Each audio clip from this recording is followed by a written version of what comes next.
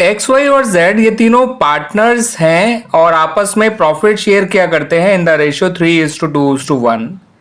इनकी फर्म जो है वो 31 मार्च 2024 को डिसॉल्व हो गई और जिस दिन इनकी फर्म डिसॉल्व हुई उनकी बैलेंस शीट में लायबिलिटीज साइड में क्रेडिटर्स दे रखे थे 34,000 और इनके कैपिटल बैलेंसेस दे रखे थे 1,20,000, 90,000 और 60,000। एसेट साइड में cash 25,000, debtor 62,000, stock 37,000, tools 8,000, car 12,000, computer 60,000, building 1 lakh और टोटल था बैलेंस शीट का 3,04,000। फिर एसेट्स के रियलाइजेशन के बारे में बच्चों ये बातें बताई गई कि जो स्टॉक है उसको तो टेक ओवर कर लिया था क्रेडिटर्स ने ही इन सेटलमेंट ऑफ देयर ड्यूज। ठीक है बच्चों, तो इस पॉइंट की जो है हम कोई एंट्री नहीं बनाएंगे रिलेशन अकाउंट के अंदर। ठीक है बच्चों, क्योंकि क्रेडिटर ने एसेट को टेक ओवर किया है, ना ही उसके बदले को इससे पैसा दिया ना ही पैसा लिया। ठीक है बच्चों, इसका ध्यान रखिएगा। अब बाकी एसेट्स कुछ इस तरह से रियलाइज हुई। Tools 5,000, computer 82,000, building 84,000, car 25,000, goodwill 60,000 और डेटर 59,000। गुडविल बच्चों रिकॉर्डेड एसेट में थी। गुडविल एक अनरिकॉर्डेड एसेट है जो बिक गई है। तो चाहे एसेट रिकॉर्डेड हो या अनरिकॉर्डेड, अगर उसकी सेल होती है तो बैंक डेबिट होता है और रिलाइजेशन अकाउंट क्रेडिट होता है। इसको रिलाइजेशन अकाउंट में क्रेडिट साइड पोस्ट किया जाता है। उसके अलावा एक अनरिकॉर्डेड एसेट थी जिसे एक्स ने टेक ओवर कर लिया फॉर 2,000। एक अनरिकॉर्डेड फर्नीचर था जिसे वाई ने टेक ओवर कर लिया 8,000। ऐसी एक अनरिकॉर्डेड लायबिलिटी थी आउटस्टैंडिंग सैलरी जो कि थी ₹8,000। इसको फर्म ने पे कर दिया। ठीक है बच्चों, इतनी इंफॉर्मेशन आपको क्वेश्चन में दे रखी है और इस क्वेश्चन की हेल्प से आपको रियलाइजेशन अकाउंट बनाना है। इतनी इंफॉर्मेशन की हेल्प से आपको रियलाइजेशन अकाउंट बनाना है, कैपिटल अकाउंट बनाना है, ठीक है, एंड बैंक अकाउंट बनाना है। तो आइए बच्चों पहले रियलाइजेशन अकाउंट ही बना लेते हैं। तो बच्चों जो पहले आप रियलाइजेशन अकाउंट बनाएंगे तो उसके अंदर भी आप सबसे पहले जो एसेट्स हैं उनको क्लोज कर दीजिए। एसेट साइड में कैश को छोड़ के बाकी सारी एसेट क्लोज कर दी जाएंगी। डेटर्स 25,000, सॉरी 62,000, 25,000 तो कैश था। स्टॉक 37,000, टूल्स जो है वो 8,000 के थे, कार जो है वो 12,000 की थी, कंप्यूटर जो था वो 60,000 का था, बिल्डिंग जो थी वो 1 लाख की थी। ठीक है बच्चों, इधर लायबिलिटीज में आपको केवल और केवल क्रेडिटर क्लोज करने हैं। सही है बच्चों। फिर आपको बता रखा था एसेट से कितना कितना पैसा रियलाइज हुआ, किस किस एसेट से कितना। तो टूल से 5,000 रियलाइज हुआ था, कंप्यूटर से 82,000 रियलाइज हुआ था, बिल्डिंग से रियलाइज हुआ था 84,000, कार से 25,000 रियलाइज हुआ था और गुडविल जो फर्म की थी एक अनरिकॉर्डेड एसेट उससे रियलाइज हुआ था 60,000 और डेटर से रियलाइज हुआ था 59,000। ठीक है बच्चों, अनरिकॉर्डेड एसेट जिसको एक्स ने टेक ओवर किया था वैसे उसकी वैल्यू 3,000 रखी गई थी, एस्टिमेट की गई थी, लेकिन एक्स ने उसको 2,000 का टेक ओवर किया है तो हम उसको जितने का एक्स ने टेक ओवर किया उसी प्राइस पे लिखेंगे। अनरिकॉर्डेड फर्नीचर जो था एक ओल्ड फर्नीचर जिसे पहले से राइट ऑफ कर दिया गया था उसको वाई ने 8,000 का लिया था। आउटस्टैंडिंग सैलरी जो पे करी वो 8,000 थी, है ना बच्चों। आइए पहले इसका टोटल कर लेते हैं। तो जितने पॉइंट्स थे वो हमने पूरे कर लिए हैं। तो देखिए बच्चों 34,000, 36,000 और 44,000 तो ये हो गया।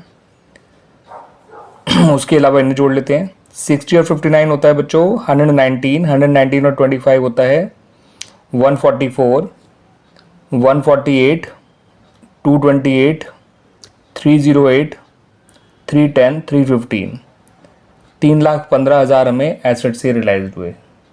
ठीक है बच्चों, तो 42 उससे पहले था 34, 42, 44, हाँ 44 और 44 और 315 होता है बच्चों 359। तो क्रेडिट साइड का टोटल तो आ गया 3,59,000। डेबिट साइड देखते हैं 62 और 37 99, 99 और 8 107, 107 और 12 119, 119 और 60 होता है बच्चों 179, 279, 287। अब इसमें से 287 माइनस कर दीजिए क्रेडिट साइड में से डेबिट साइड का टोटल, तो ये तो पक्का है फर्म को प्रॉफिट हो रहा है। और 9 माइनस 7 इज़ 2, 35 माइनस 28 इज़ 7, तो फर्म को 72,000 का प्रॉफिट हो रहा है। इस गेन को डिस्ट्रीब्यूट कर दिया जाएगा अमंग द पार्टनर्स XYZ, जो इनके प्रॉफिट शेयरिंग रेशियो है उसमें, और इनका प्रॉफिट शेयरिंग रेशियो है 3:1। जो टोटल दोनों तरफ लिखा जाएगा वो है 3,59,000, और इसको जब आप इनमें बांटेंगे तो 36,000, 24,000 एंड 12,000 आएगा। इस तरह से हमारा रिलेशन अकाउंट तो बन गया बच्चों। Now come to the partners capital account. Partners capital account में ज़्यादा चीज़ें नहीं आनी है बच्चों। तो पार्टनर्स कैपिटल अकाउंट की शुरुआत करेंगे इनके ओपनिंग कैपिटल से, ओपनिंग बैलेंसेस से। 1,20,000 X का है, 90,000 Y का है और 60,000 Z का है। आप लोग पूरा डिजिट्स में लिखिएगा और पूरा नाम लिखिएगा बाय बैलेंस ब्रॉट डाउन। ऐसी गलती मत करिएगा जैसे मैंने करा है। मैं तो समझा रहा हूँ आपको, लेकिन आपको एग्जाम में लिख कर आना है तो आप प्रॉपर तरीके से लिख के आएंगे बच्चों। फिर आपका जो रिलेशन का गेन हुआ था वो लिख दीजिए, 36,000, 24,000 एंड 12,000। ठीक है बच्चों। उसके अलावा जो पार्टनर्स ने एसेट टेक ओवर करी थी, केवल एसेट ही टेक ओवर करी है, लायबिलिटी तो कोई टेक ओवर करी नहीं इन लोगों ने। तो 2,000 X में आ जाएगा, 8,000 Y में आ जाएगा। अब जो भी इनका फाइनल पेमेंट है वो इन्हें कर दिया जाएगा और कुछ इसमें आ नहीं सकता। ठीक है, अंदर कोई एक्यूमुलेटेड प्रॉफिट या एक्यूमुलेटेड लॉस नहीं था जो पार्टनर में डिस्ट्रीब्यूट किया जाए। 156 में से 2 गया तो 154, ये X का फाइनल बैलेंस। 114 में से 8 गया तो 106, ये Y का, और Z का आ जाएगा 72,000। ठीक है बच्चों, इस तरह से इनका ये कंप्लीट हो गया। कैपिटल अकाउंट भी बस टोटल लिख लेते हैं दोनों तरफ। 156 था ये, 156, 114 and 72,000। Now come to the bank account बच्चों। आप इसे बैंक अकाउंट की जगह कैश अकाउंट ही कहें तो ज़्यादा सही रहेगा, बिकॉज बैलेंस आपको कैश का ही दे रखा था। तो 25,000 तो उसका ओपनिंग बैलेंस था। रियलाइजेशन से जो पैसा मिला था फर्म को वो था 3,15,000, वो भी डेबिट साइड में आ जाएगा। रियलाइजेशन से जो पैसा गया था वो केवल 8,000 था। X को आपने पे किया था 1,54,000। ठीक है बच्चों। Y को पे किया था 1,06,000 और Z को पे किया था 72,000।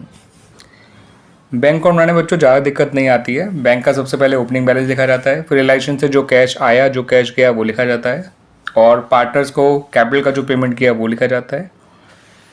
ठीक है, आमतौर पर इतनी चीज़ें होती हैं। इसके अलावा लोन बाय पार्टनर और लोन टू पार्टनर आया करते हैं। लोन बाय पार्टनर यहाँ आया करता है, लोन टू पार्टनर यहाँ आया करता है, और फाइनली ये आपका मैच हो जाना चाहिए। तो 315 और 25 340 होता है, तो 3,40,000 हो गया ये। 154 और 106 होता है 260, 260 और 8 होता है बच्चों 268, 270 और 70 340। और ये हमारा कैश अकाउंट भी कंप्लीट हो गया और साथ साथ ये इलस्ट्रेशन भी कंप्लीट हो गया। This is illustration number 18।